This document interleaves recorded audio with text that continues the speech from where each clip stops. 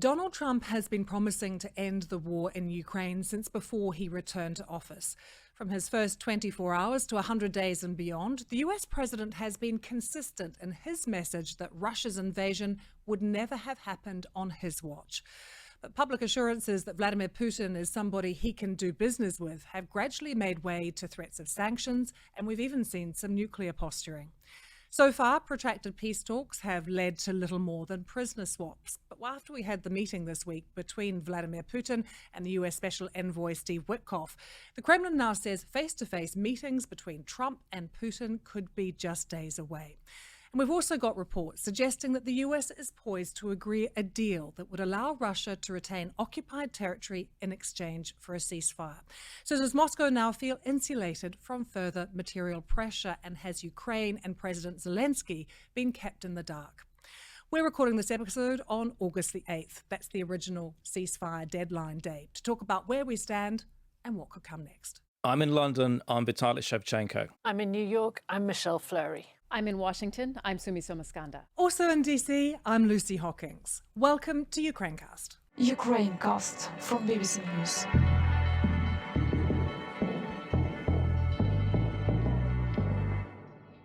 We're going to get to that potential box office meeting between Presidents Trump and Putin shortly. But first, let's have a think about why we are so fixated on today's deadline and remind ourselves of exactly what it was that Donald Trump said on his flight back from Scotland at the end of July. Mr. President, yesterday you mentioned that you would change the Russia deadline to 10 to 12 days.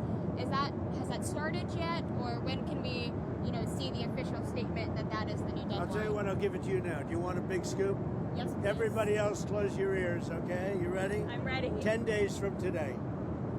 Got it. Okay? Got it. Good. I mean, Sumi, it was a big scoop when he said that. We started to lead our bulletins and our programs with this new deadline, and it's today. I mean, how seriously should we be taking it now? Yeah, it's an important question. And one thing to keep in mind for all of us who are covering Donald Trump here every day, a deadline is firm, fast, and binding until it's not anymore for Donald Trump. And that is not to say that, the president has necessarily backed down from deadlines, but he sees them as movable targets as part of a negotiation. And when you think about, for example, what we've seen from President Trump on tariffs, we've seen him move those deadlines a few times in order for the administration to have more time, more leverage in negotiations. For this deadline, it's important to note that it comes, as you've discussed, of course, in the past. We've seen President Trump really express a lot of frustration with Vladimir Putin of Russia, and that rhetoric also really ramping up. It comes as we've seen the U.S. say it's imposing extra tariffs, another 25% tariffs on India for buying Russian oil. And I think what's important to keep in mind is in the announcement there, when President Trump announced these additional tariffs on Truth Social, he said, India is fueling Russia's war machine. These are words we hadn't in the past heard President Trump utter. So given that backdrop, this deadline was considered more significant. But as we saw the U.S. envoy Steve Witkoff go to Moscow to meet with Vladimir Putin and say that they had constructive talks and that they were encouraged by the negotiations there, it seems that the focus in Washington has shifted away from the deadline and towards the prospect of this summit. Okay, well, let's have a think about the secondary tariffs. You mentioned the ones imposed on India. They were sort of less significant than they had previously flagged. We had heard 100 or even 500%. Michelle, what else could be on the table, do you think? Well, you're right. I mean, originally we heard that 100%. In the end, India got 25%, but that comes, of course, on top of other unrelated 25% tariffs, bringing the total to 50%. If you look at who are the biggest customers for Russian oil or liquefied natural gas, China and India are top of the list, so therefore they would be hardest hit. But there are other big customers too. For example, if you think about Turkey, if you think about many European countries, they still haven't been able to entirely transition away. So Germany, Italy and others could also be affected. And the US, we have to remember, in all of this also face risks on what is, we should point out, a pretty novel approach. We know that Donald Trump likes tariffs, but using them in this way is kind of different. And speaking to people, they say, look, you could see potentially oil prices rise, and that could potentially create political problems for Donald Trump next year when you face the midterm congressional elections, because one of the things he campaigned about was lowering prices, and you've got analysts from JP Morgan Chase saying this month that it was impossible to sanction Russian oil without triggering a jump in prices. Vitaly, it's felt like quite a busy week. A lot has happened. Can you take us through the sort of timeline of the week with Steve Witkoff as well being in Moscow and where we're at now? So it started with that 3-hour meeting between Donald Trump's envoy, Steve Witkoff, and Vladimir Putin in the Kremlin, after which we started getting reports of a summit meeting being prepared between Donald Trump and Vladimir Putin. And of course, all of this is happening just before the deadline by which, the deadline on Friday by which Russia is supposed to stop attacking Ukraine or reach a deal with Ukraine. And when Donald Trump was asked, okay, so given that you seem to be meeting Vladimir Putin soon, does that deadline still hold? And he said, it's up to him, Vladimir Putin. Let's see what he's got to say.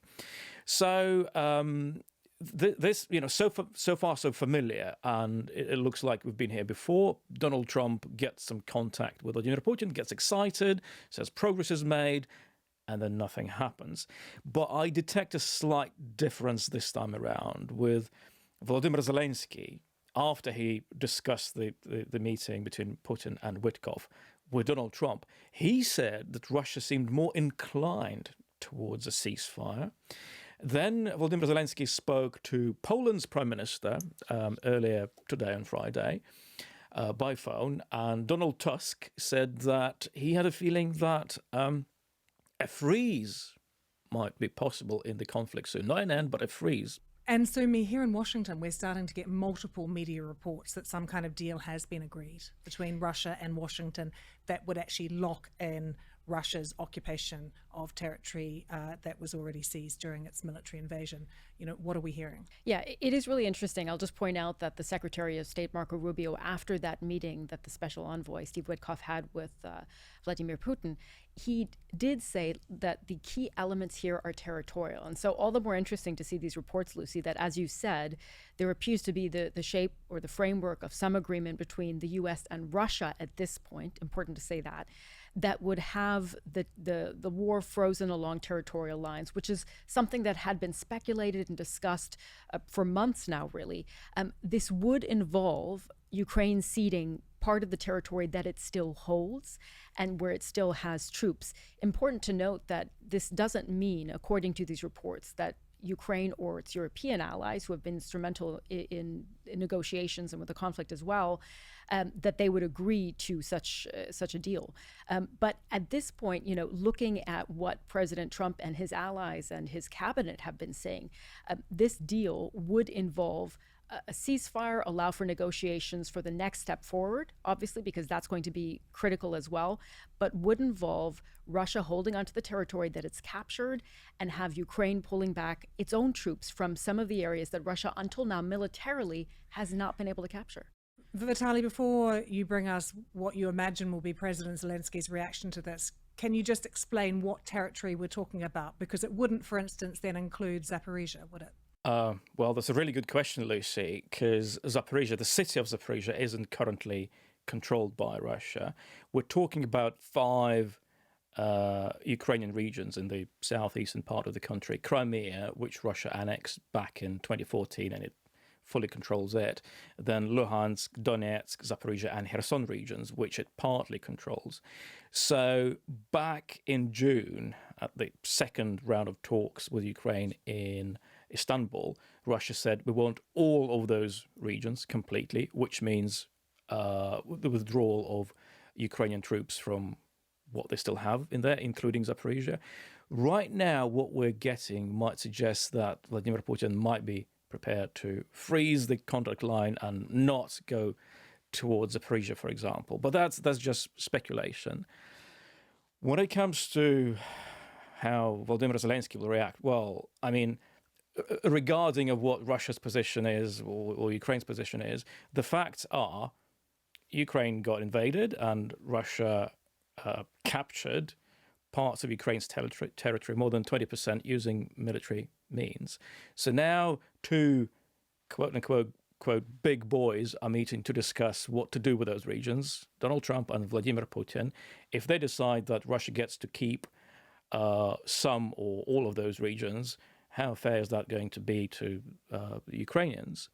Volodymyr Zelensky has been saying that Ukraine and himself, they need to be present at any talks involving Ukraine that are held between Vladimir Putin and Donald Trump.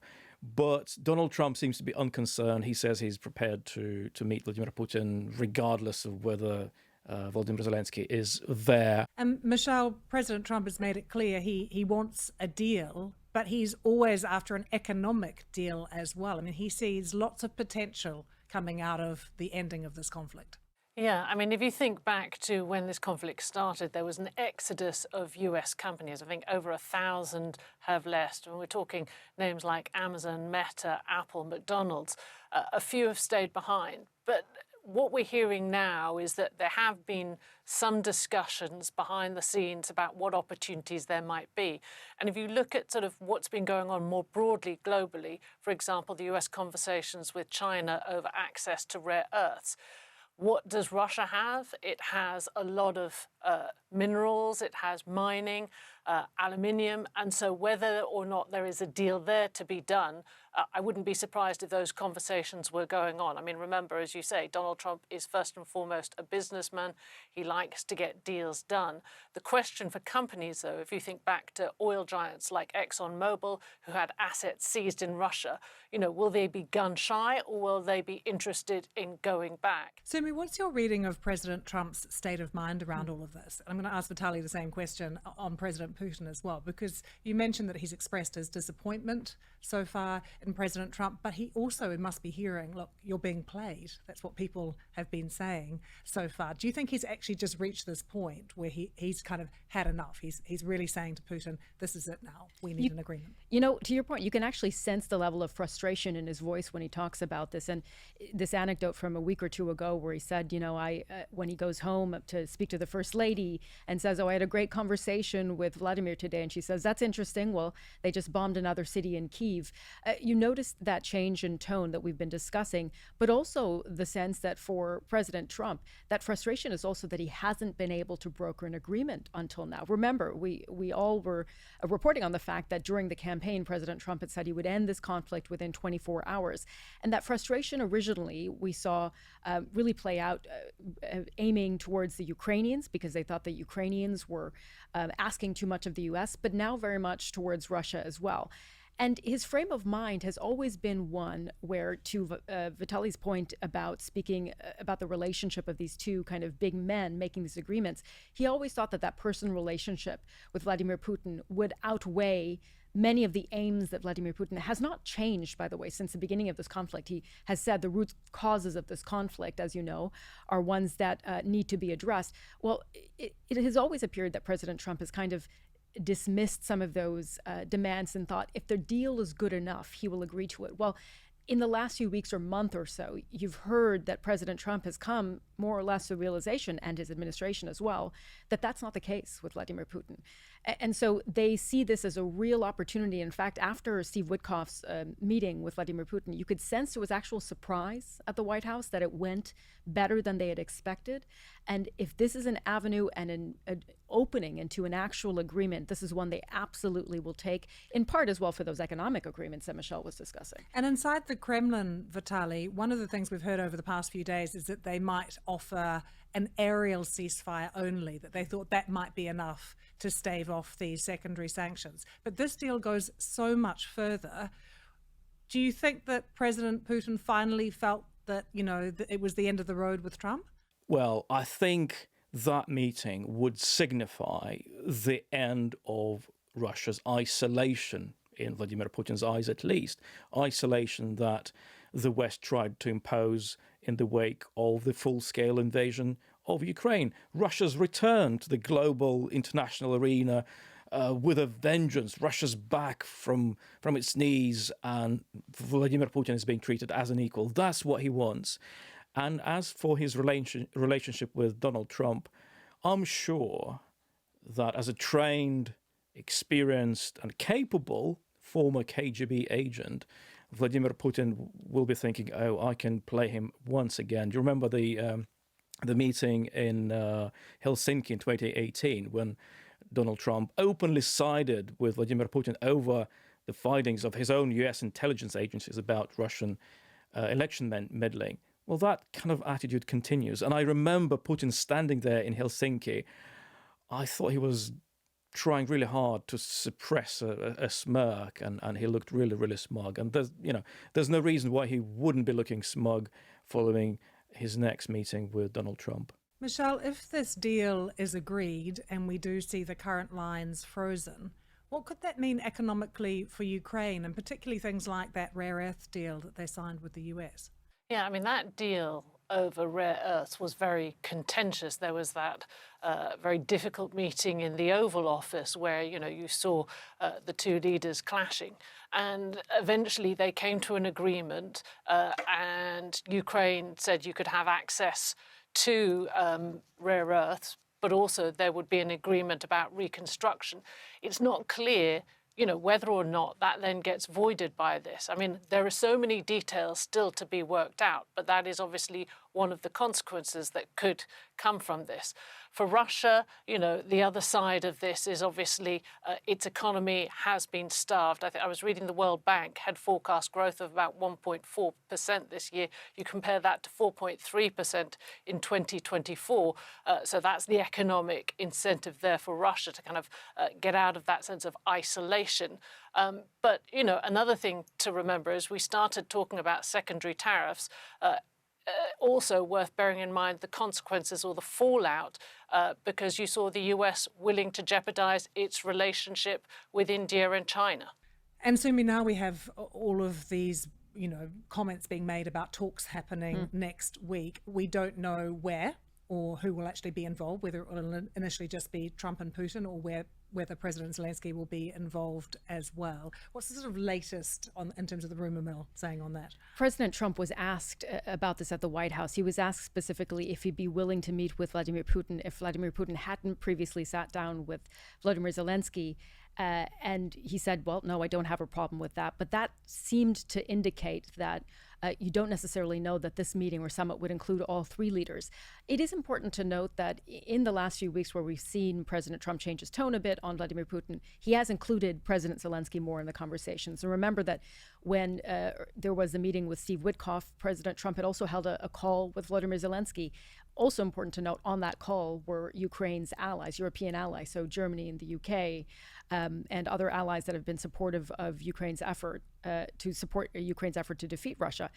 Now, where President Trump will see this is he has said, I want to stop the killing. And he said on Thursday, I am willing to meet soon. I don't like to keep these things waiting. Let's get this meeting done. And maybe in the UAE, we're hearing? Perhaps in the UAE. We've heard some speculation it could be in Rome, some speculation it could be in Hungary. That location, those details are being worked out. But interesting to note that it's the Kremlin that's been pushing these lines before the White House, and the White House has been reacting. And Vitaly, what's President Zelensky and his office had to say about a potential summit or meeting with President Putin and President Trump next week? Well, in his address to the nation last night, Volodymyr Zelensky said it's only fair for Ukraine to be there because it's Ukraine that's being attacked. The reality, though, Lucy, is that, if Vladimir Putin doesn't want to meet him, Volodymyr Zelensky cannot force his way into that meeting. And Vladimir Putin, I think he absolutely despises Volodymyr Zelensky because Volodymyr Zelensky is everything that Vladimir Putin isn't. So when Vladimir Putin says that a lot of work needs to be done to prepare a meeting with Volodymyr Zelensky, I think that means that I'm only ready to meet you if you sign a document of surrender of some sort. Before that, I really struggle to see a meaningful meeting between the Russian and Ukrainian presidents. Sumi, do you think that if some deal is agreed to, even if it's loosely today, and then we see developments next week, that means that the threat of secondary sanctions goes away? President Trump always said it is up to Vladimir Putin, to the point that Vitaly made earlier, whether sanctions go into effect or not. you do get the sense that because actually, if you look at up until now, the record that President Trump has had in facing Russia, he has not imposed any direct sanctions on Russia, has he? The secondary tariffs that he imposed so far were, of course, on India. And what he's threatening is further secondary tariffs on the countries that we mentioned earlier, possibly China or Turkey and so on and so forth. He has wanted to strike an agreement first and foremost. The sanctions were the option that the White House had on the table after realizing that Vladimir Putin didn't seem to be engaging. You do get the sense, however, that if Vladimir Putin were to back away from some sort of agreement, if this were not to move forward to an actual ceasefire where Ukraine is no longer getting pummeled from the air, the White House has said President Trump is more than willing to reinstate his policy on sanctions. So if they can reach a ceasefire agreement and then go to the next steps, that is going to be something that I think for President Trump, in all of the messaging we've seen from him until now, will more or less be the answer he was looking for, one that would then replace the sanctions, stick and rather move towards some sort of agreement where you can talk about security guarantees for Ukraine and so on and so forth moving forward. But until now, we don't know if Vladimir Putin would actually hold to such an agreement. And I think that's the big question here for the White House as well. And Michelle, the effect of all of this, not knowing whether the tariffs are going to be imposed or the reaction to it, once again just continues to create uncertainty, which is worrying not just for governments, but for investors as well. I think that is Donald Trump's goal in all of this. When you look at how he uses tariffs so broadly, is to try and apply leverage, and so they don't necessarily have to go into effect. But the flip side of that is that it causes a great deal of uncertainty, whether it's for governments, whether it's for companies, whether it's for consumers. We've seen that play out in sort of all around the world, and we're seeing that in this situation too. What is striking here, though, is that the fallout potentially is the relationship between India and the United States. Does it bounce back from this? Does it not? Has it changed the way once upon a time there was this close relationship between these two leaders or not? And that was something that Trump clearly was willing to put on the line in his pursuit of a deal with Russia and Ukraine to try and get a ceasefire. And so I think that in some ways is the big takeaway, is the amount Trump was willing to put on the table to try and get something moving forward.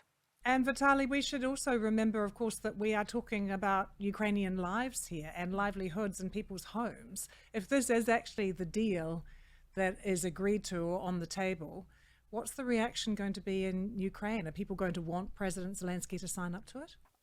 Well, let's suppose for the moment that Donald Trump and Vladimir Putin decide that the city of Zaporizhia, the city of hundreds of thousands of people, should belong to Russia.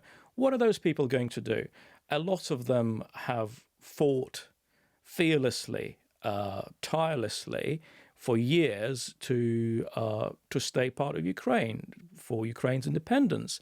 So many of them have lost their relatives, very close relatives, at the hands of Russian soldiers. What are they going to do? Are they going to agree to whatever Donald Trump and Vladimir Putin decide, and whether Volodymyr Zelensky agrees with that? So there's what the presidents can decide at their meetings, and there's what hundreds of thousands, millions of Ukrainians will want to do. What could all of this mean as well about the US and its relationship with Ukraine going forward? I think this is actually a critical point, because we are talking about an initial agreement, a ceasefire agreement. And what Ukraine has said from the beginning is there have to be security guarantees. Otherwise, what is to prevent Russia from invading Ukraine again? And that is where it becomes far trickier with the Trump administration. Look, particularly someone like the Vice President, J.D. Vance, has made very clear his views that the U.S. should not be involved in defending Ukraine with further arms. And with that position, and with Donald Trump also having expressed those concerns earlier in his presidency, you do wonder what type of security guarantees the U.S. would be willing to provide. Thanks for watching this special episode. See you again soon. Goodbye. Ukrainecast from BBC News.